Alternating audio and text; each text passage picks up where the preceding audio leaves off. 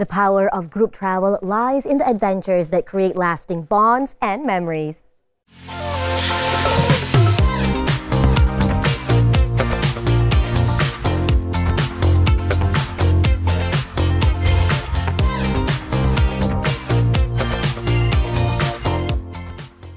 Hello beautiful people, and welcome to another episode of Women Talk. I'm Nadia, Azmi, your host for this episode. We have something truly inspiring lined up for you today. Now, we all love vacations, we all love going on holidays, and today we are going to delve into the exciting world of group travel. Now, group travel is where we come together, women in particular, not just for a destination or to fulfill an itinerary, but it is to create lasting bonds and memories together apart from adventures, going on adventures and introducing ourselves to new cultures around the world. So it is about bonding over shared experiences, discovering new cultures and people, and also, of course, creating memories that will last a lifetime. Mimi, your social media content is about you traveling the whole world. We want to know, what kind of traveler are you? Maybe give us that list of countries that you've been to in group travel. Sure. I've been traveling ever since I was young, thanks to my dad, who has been bringing us to around the world.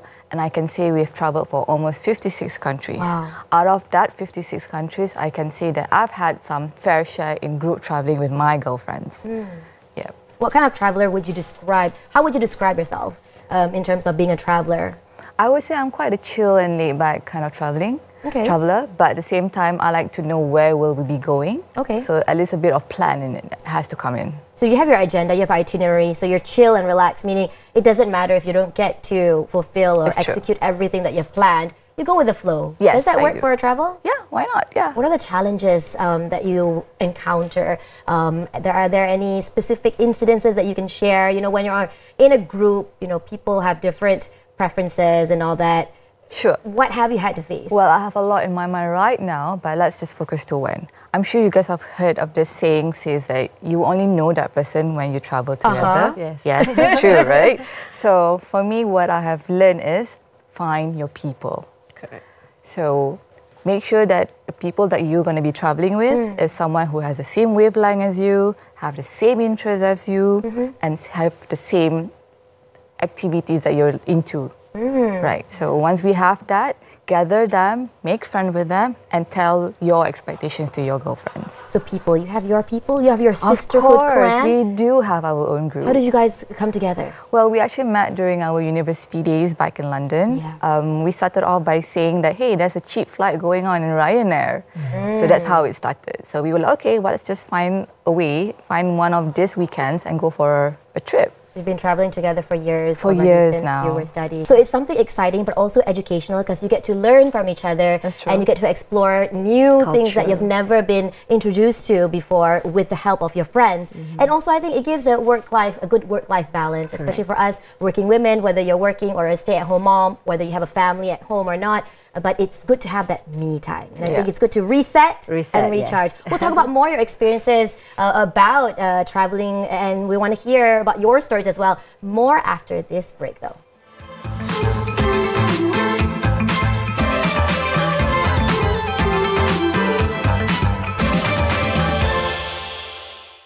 Have you experienced in your life toxic femininity? I think, especially when I started up becoming a CEO, older people come to me and kind of like policy how I'm supposed to be or how I'm supposed to act or what I'm supposed to look like. And this is coming from other women that you probably look up to as idols. Yes. What about you, Wahida? Have you experienced it yourself? Be feeling it from the other party, or even maybe I was the one perpetuating. So I just keep it at that. So you admit, I mean, it could have been from you as well. It could have been, right? In the past. Know that you should put the effort to learn about yourself.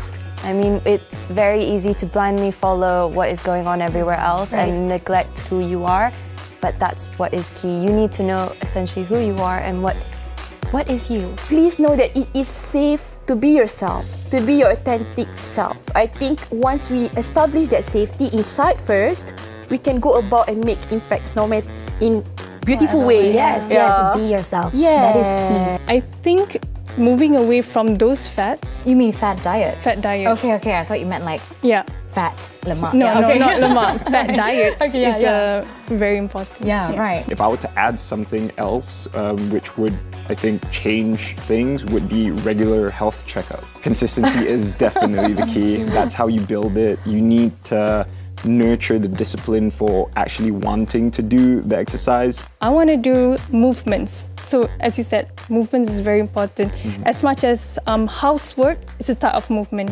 True. I mean, let's not underestimate that. Yes, Yeah. And I think that's actually what people underestimate. It's kind of like, okay, how do I make a chore more fun? What I would recommend is like, instead of taking the stairs, you have to take the stairs instead of taking the lift. So those are one of the steps you can take on your daily lives. We're going to be doing it for the rest of our lives until we can. So it's not short. It's very long and it's not easy as well. Yeah.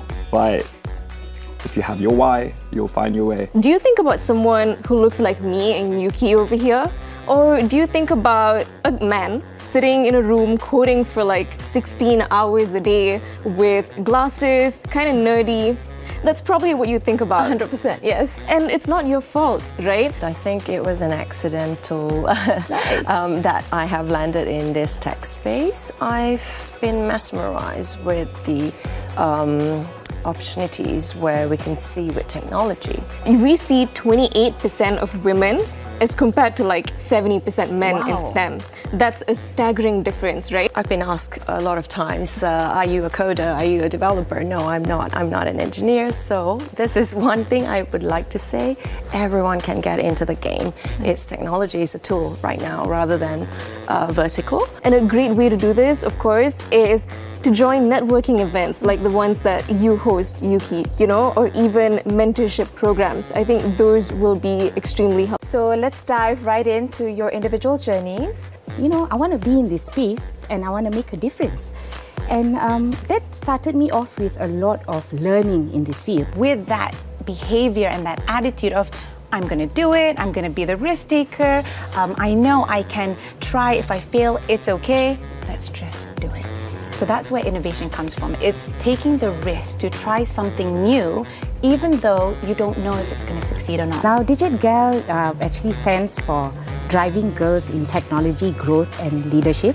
So you can see that there's an element of digital in it and there's an element of women and girls in it. So as challenges come along, face it, take it on and move on, forward with it. Thank you so much, Dr. Mira. I feel like we should all join Digigal as Me well, too, right? I want to join. I want to join. Thank you so much, ladies. In general, when you're exploring something new or going into a different comfort zone, we're scared. We're scared because we're afraid what other people might think. We're afraid whether we will get the support. We're afraid that we might fail. We're afraid that, it's something new that we've never learned before. Tell you a little secret, my background was in journalism. I did a restaurant, a cafe. Did I know how to cook? No, but you just do it. Did I know how to manage staff? No. Strong female figures like yourselves, I think people will become more comfortable to talk about it more openly, about divorce and about co-parenting. I find it interesting because, once I posted it on social media, there were lots of views and lots of positive feedback? Positive feedbacks, and majority of it positive feedbacks. Okay. Some of it would say like, oh, how refreshing it is to see such a healthy and positive co-parenting dynamic. Yeah. So I think with the impact of social media, such as yourself, who has the courage to be able to speak out and actually tell stories, personal stories, and you're sharing your journeys to other women out there, that has been, of course, helpful for many. But as you've mentioned, people don't get married to get divorced. Nobody wants that, but sometimes it is the inevitable. First of all, it's definitely to maintain regular communication with the son's father and, to share everything about the son, like the character development, what his current interest is, what his current favorite cartoon is, all those things. We have to communicate it together. Sometimes I think it's okay to like scream it out. this needs to happen. You know, it's okay. I think a lot of us are afraid of our own, the word rage or anger. Right. Because I think we should allow ourselves to feel angry. Let it out. Let it out. So if whatever that our, say, co-parent is not being helpful or not being cooperative, then if you need to raise your voice, you raise your voice. So why do you think, you know, with the people that you see, that you meet, why do you think that happens? The cluttering and the hoarding of things. But here, when you talk about decluttering for women, it's constantly ongoing. And also the pressure of, you know, keeping up with the Jones, trying to be the best. That is always to have the most difficult part. If they don't have all this, they are not alive. I need to keep it like, for example, this week I have full week of shooting, and make sure for next week I have full week that I focus on my kids. Okay. The word balance is about being able to fulfill the needs of everything. Yes. But not necessarily it's very fair. Correct. Because if you try to compartmentalize or try to equate, you know, okay, this one 25%, 25%, no such thing. Certain things require a little bit more. A lot. And certain things you can be a bit more lax on it, you know, be a bit to chill. learn to let go a bit and be accepting of, you know, that you can't be perfect. Correct. Right?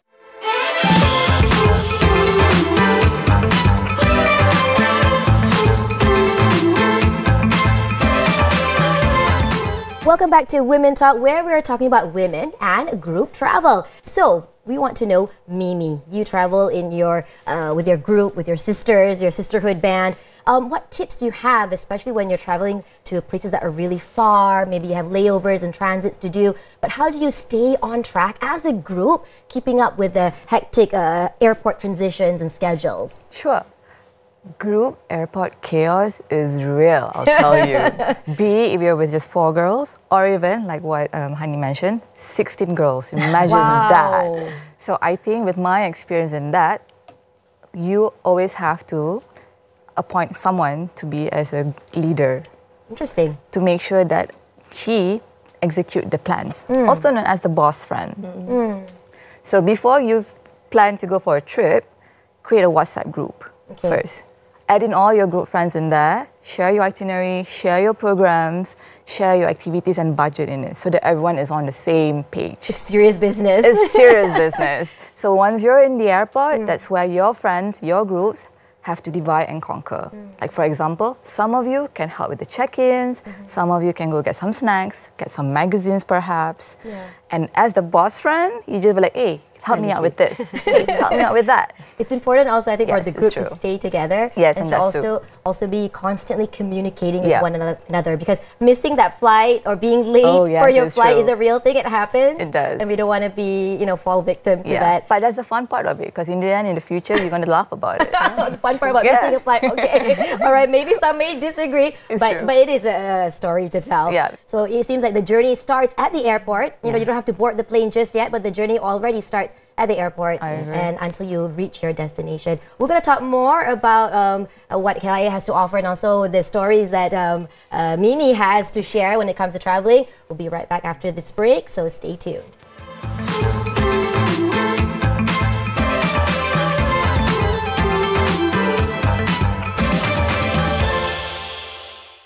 Today's episode, we're talking about my daughter, my best friend. So sometimes people do not put the words daughter and best friend in one sentence, but in this case, in your case, we are. It's quite interesting that you say my daughter is my best friend from my mom's point of view. I mean, we love each other very much and we are a great mother-daughter duo, but maybe I wouldn't say that we are best friends. Okay. I think that our bond is really deep, and maybe that actually grew out of the fact that, you know, we are mother-daughter, and I think we want to highlight that. I think, like Wenfei said, we don't see it as a friendship. Okay. Yeah, we see it as a very special mother-daughter relationship. Somehow, two of us have characters that match. We think about similar things. Right. We say the similar things. That's why the telepathy element comes in. Yes, it is true. Yeah, it is actually true. We can sometimes even think about the same song at the same time. I know that some You parents... still argue though, right? No. Wow. We don't argue, yeah. Okay. We have not the arguing disagreements, type. but we don't argue. Right. I think a lot of it is We don't shout at each other. We don't throw things at each other. Yes. We talk about it. And then when we find that we can't agree on something, I think we just give each other space to think about it. How are the tactics as you, from your understanding? When they get into online dating apps or social media, this is the category of women who are interested in forming new relationship, who's probably divorced or they're widowed or they're single and or married, and they're actually seeking companionship. Right. Everyone loves to be praised, and they will shower you with nice words. They will love bomb you. Yes, Nice flatters. Yes, all this flattery stuff. So once the emotional connection is established, then the woman, and in this case we are talking about a lawyer who's educated, a professional, a professional, and who can still fall for it. Try not to blame your own self, but think of ways to then protect yourself. We will not just discuss about how to cope with loss and grief, but also explore how we can nurture ourselves and our families as we go through it. At first, I so in denial how to accept the situation, and we have a strong belief that mana ada penyakit yang tak ada rawatan ataupun kesembuhan, kan, ubat. So there are actually 5 stages that is in the framework. Okay. So denial, and then anger, and then bargaining, depression, and acceptance. It's kind of very difficult for me. Really difficult, actually. It's just 2 weeks. Yeah. Give yourself some, time and to heal and all that. So how have you coped with this? So all the stages that she mentioned earlier was.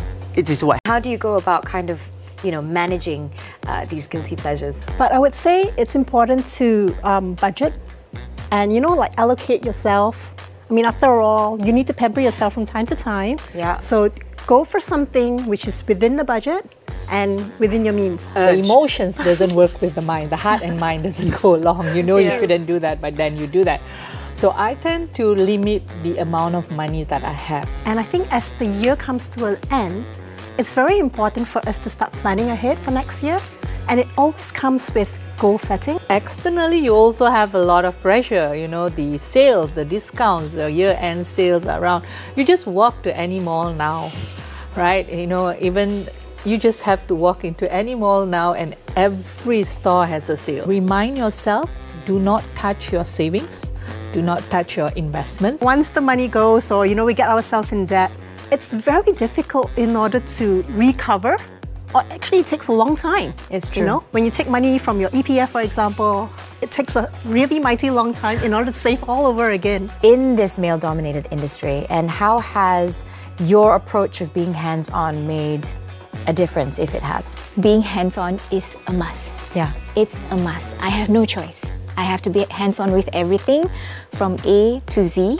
But having said that, I think to be a good leader, I have to choose, where my hands-on input gives more impact. When you in the top management, right, I eager for the knowledge, and sometimes sometimes when you at the top, you tend to want to know everything. Yes, you want to know everything. You want to settle the things by yourself. I love self-affirmation. Just tell yourself, I got this. Yeah. I can do this. I am capable. Don't give up. Keep learning. Keep pushing yourself. What are some of the biggest barriers that we know that women are facing in terms of breaking this glass ceiling? Well, it's the culture. The culture among the community and among the people. Yes. So it is carried through because of the culture. It's the norm for us that traditionally, even at home, some of them let the men go and sit there first and have the dinner first. We perpetuate this ourselves. Later. Yeah, exactly. That's why it's the culture that we have carried. I have friends, who is at the top in terms of owning her own business, but she finds it's very difficult. She said, because I don't smoke. I don't play golf. I say, okay, if you want, why don't you play golf and play and smoke? If you think that that would help you, then she realized it. Whatever it is, it doesn't help. The limitation is still there because that is what had been practiced all along, and this is the culture.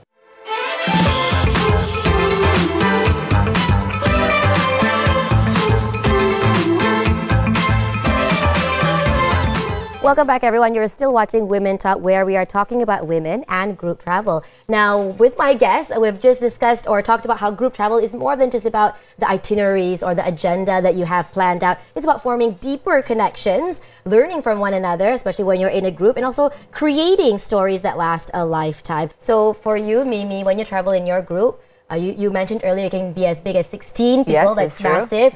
But how do you resolve conflicts or disagreements? Well, I've learned this the hard way. I think the key is communication and compromise. So these two comes in together. So let's say if you want to travel to Trevi Fountain, I like to take photos just as much as Honey. I would like to go to Trevi Fountain. But your group of friends just want to go shopping. So how do you compromise with that? So the first thing you have to do is communicate with them by asking, hey guys, can we go to Trevi Fountain first early in the morning? And then we go shopping after once the stores are open. So that's where you try to compromise with your friends. It's all about giving and taking. That's right. Yeah, not just when you're, at home, but also when you're traveling and away. What are your tips, Mimi, to women out there who maybe want to start on this journey of becoming a traveler or who are already traveling a lot? But what are your tips and advice for them when they're in a group? I would say the main tips is plan ahead. Gather your girlfriends who have the same interests as you, have the same hobby as you. Gather them, invite them over, sit down and tell them your expectation and your plans. Hash it out then. Hash it out. Tell them your budget, your itinerary, where do you want to go, what do you want to do. And then if the group agrees, that's where you execute the plans.